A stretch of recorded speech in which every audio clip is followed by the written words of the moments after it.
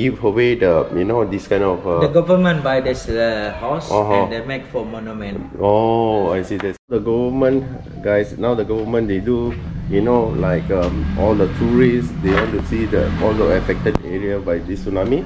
They do as a museum, this place. It's so nice, and then anyone can walk, you know, all the way to the ship. Yeah, the boat, fisherman boat. So Harry now is going to bring us to the boat. We cannot go inside, but we can see from view from on top. See from the top. Yeah. But we cannot go inside.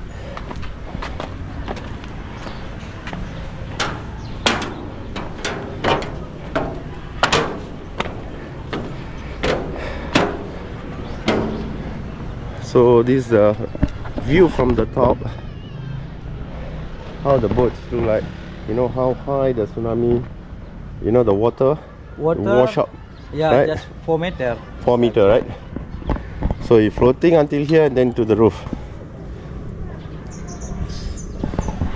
This is the one, guys. Yeah, this is the school, the kids' school.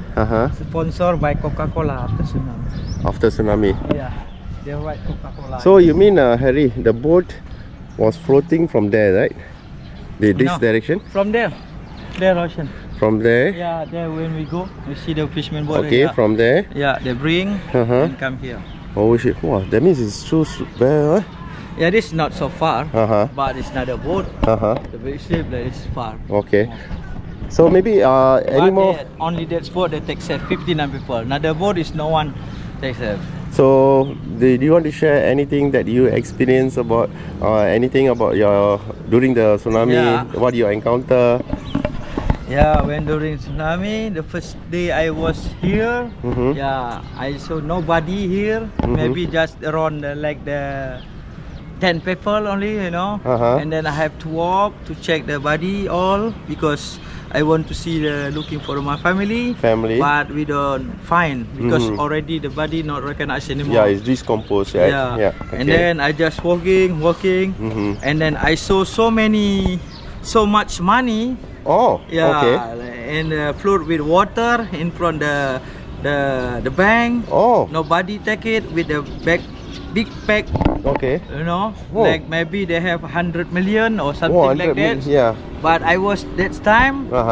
My body was very weak. You know, I don't think anything. Yeah. Usually it's very good if I take, I can keep it. You know. For future. But during the time you just feel that very sad. Because you're very sad. You know, you think about your family, the loss. You know, the money is not important. It's good. No, important. The money. Last time everything is not important. More important, you have to find your family. To take it. But now I just think, you know, when everything good, wow, why last time I don't take the money? Maybe I be rich, you know. Yeah, not really be rich. So there's an interesting, you know, Harry shared this. He saw a lot of money, you know, from the bank. It's floating outside. You know, there's nobody around, and he's really sad during the time. You know, he's really totally lost his mind. Maybe he's focused only in their family, his family. So the money now, he said, if let's say I get the money, you know, he will be rich, you know, multi-millionaire. Sure. I will take, if I know I find the money in the street, I will take it. Okay, thanks Harry for sharing this. Yeah, okay, we will move to the two people, two women that was, is it in the boat ship during the... there was the Grab. The Grab. Okay, so we're going to meet these two ladies. I mean, unfortunately they are here today, so I appreciate that, you know, they are around. Thanks a lot. So we're going to interview them, short interview. Yeah. Okay, thanks. From the tsunami, from the boat. During the, you know, when they want to survive during the day floating, you know, they manage to grab this boat. So they end up until on top of this roof. So we're going to meet them. I think they are here, huh? So Harry will hard. Yeah, Harry will be, you know. So they will be. Hello, Auntie, Makcik. Assalamualaikum. Waalaikumsalam. Assalamualaikum. Apa kabar? Baik, alhamdulillah. Ya? Dari Malaysia. Dari Malaysia. Asli orang Malaysia? Yes. Ya, dari Malaysia. Malaysia dekat mana? Saya Johor Bahru. Oh, Johor Bahru dekat mana? Saya Pasir Gudang. Oh, Pasir Gudang. Yes. So actually, she's the only that. Is this true one, right? Two, Harry. That's a two, right? Yeah. Two makcik was survived during the, you know, the tsunami strike. They struggled and then they managed to grab this boat and float. You know, follow this boat until on top of the roof. So this is the auntie. Auntie nama apa ya? Namanya Bundia. Bundia. Bundia. Oh, masa yang air tu makcik sempat Lari. then Makcik berniaga di jeti, di sanalah gempa. aha. Antara gempa tsunami ada menit waktu. Dalam bergempa saya balik rumah. Aha. Sampai ke rumah bunyi ledakan kayak bunyi bom. Kami fikir orang gam tentara pandu Aceh bergaduh gam. Balik bunyi ledakan. Okey. Habis tu balik lagi ke jeti. Aha. Di sanalah nampak air laut naik. Oh. Wah, gelombang besar. Ada kira-kira 15 meter. Oh, 12 meter ya. Saya fikir mati waktu itu. Mati saya meninggal, saya bilang, ya Allah, sudah mati sehari ini. Jadi situlah saya pasrah. Rupanya Allah panggil saya suruh lari naik ke tingkat 2. Yang tadi kamu lihat ke atas kan? Ada tingkat 2. Atas. Jadi panggil yang punya rumah, yang tuan punya rumah naik ke tingkat 2. Di tingkat 2 ditangkap air. Allah bawa kapal. Oh, kapal.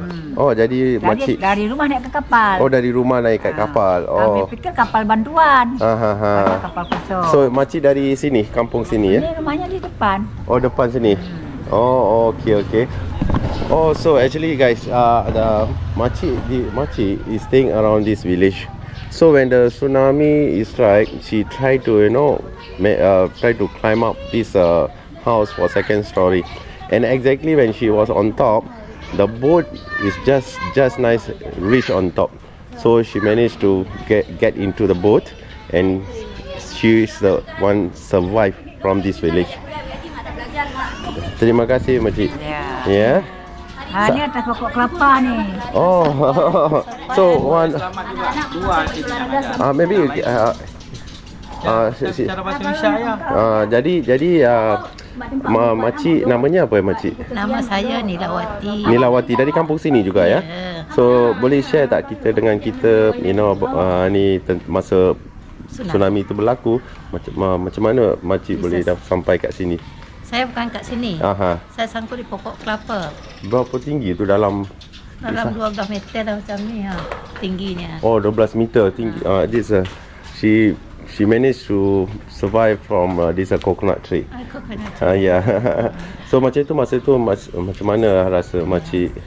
Kalau saat itu memang kita tak tahu air laut nak naik kan. Kami fikir air pasang biasa. Pasal tak pernah jadi benda bencana ni, right? Yeah. Jadi orang lari. Saya begitu orang lari, saya melihat, saya keluar dari rumah, saya melihat arah ke sana. Air sudah macam ular sedung. Macam ni, begini satu. Jadi air itu suaranya seperti pesawat nak terbang, gemuruhnya. Jadi kami lari. Lari, saya bawa lari mak saya, ada anak 2 orang lari. Di jalan itu pun kami melihat huru-hara terjadi. Ya, banyak orang ya. Mak cari anak, anak cari mak, macam tu kan. Jadi saya telah lari. Saya melihat juga ada budak kecil yang jatuh dari gendong maknya. Langsung dipijak-pijak sama orang lain lagi. Datang kereta lagi, dihilas lagi sama kereta, tak ada yang bantu satupun. Orang tua yang tak mampu berjalan lagi, lari, diletakkan macam tu aja oleh anaknya. Anaknya lari, tak ada yang peduli satupun. Masing-masing ingat diri kita sendiri. Untuk selamatkan diri dia orang sendiri masa tu kan. Jadi saya lari setengah jalan, kira-kira 3 meter baru saya berlari sama mak saya. Mak saya pun tak mampu lari lagi. Tak mampu mak lari, tak mampu lari mak, lari. Masa tu air dah air di belakang tu. Di belakang macam tu. Jadi adalah kereta pick up orang. Kereta tak ada bumbung belakang. Saya minta numpang, saya bilang. begitu kereta itu berdiri, mak saya angkat ke belakang, naik ke belakang. Anak saya 2 di belakang, saya duduk di depan. Kira-kira baru 2 meter berjalan kereta tu, langsung kereta kami itu digudung dalam air. Dalam air. Nah, digudung, jadi berhamburan semua.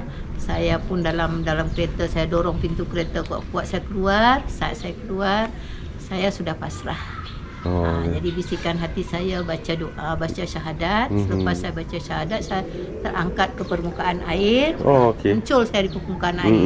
Nampaklah daun kelapa kering, itu saya pegang. Tak lama gelombang datang lagi, berputar saya di pokok kelapa tu. Pokok kelapa yang dari atas. Dari atas. Tak lama muncullah anak saya 2 orang lagi di depan saya di satu pokok kelapa. Satu pokok kelapa. Jadi saat itu saya, ya Allah, anak saya, ya Allah, Allah mempertemukan di satu pokok kelapa kan, padahal sudah berhamburan mereka tak tahu kemana kan. Jadi berpelukanlah kami di satu pokok kelapa tu.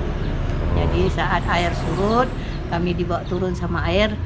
Saat itu di pertengahan pokok kelapa macam ni adalah sampah-sampah yang sangkut, sangkut pokok di ada batu-batu. Di saat kami turun, di situlah kami berdiri sikit seorang hingga pukul 3 petang. 3 petang? Dari pagi. Dari pagi sampai 3 petang. Di situlah saya selamat. Alhamdulillah, syukur. Jadi saat itu suami saya pun selamat.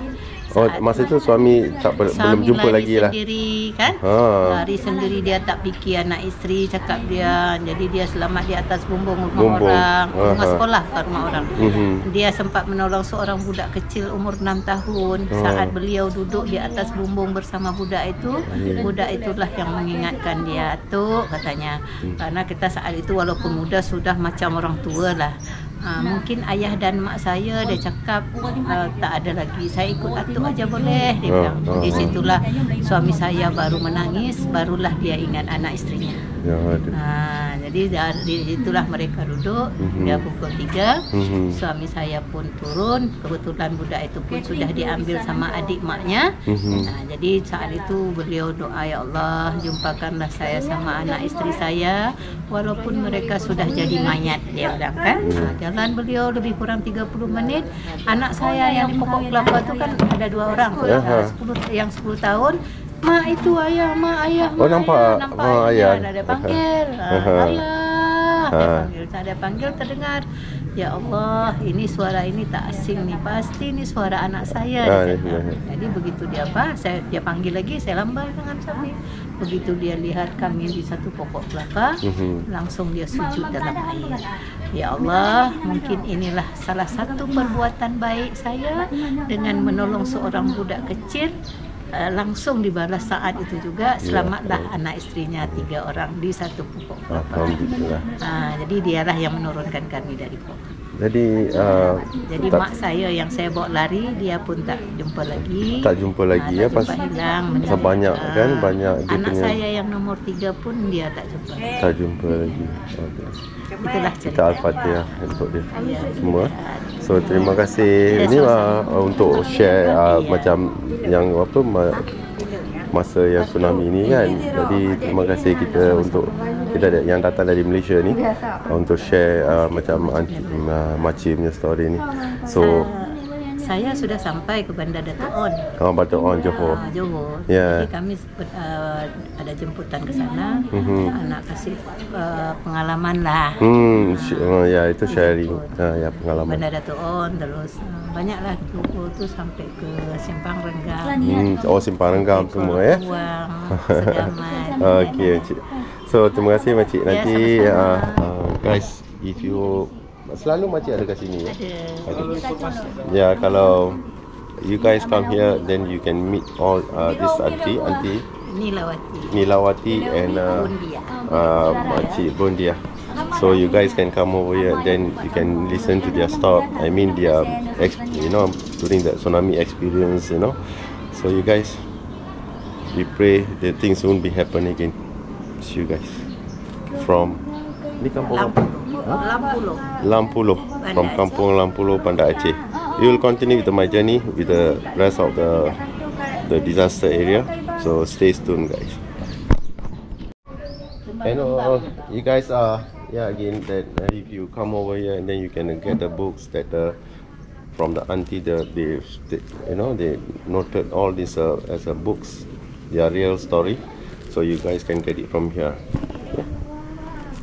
So Laut di Atas Langit, ya. Ya. And Misteri dan Kejadian, Kapal di Atas Rumah Lampulo, Banda Aceh.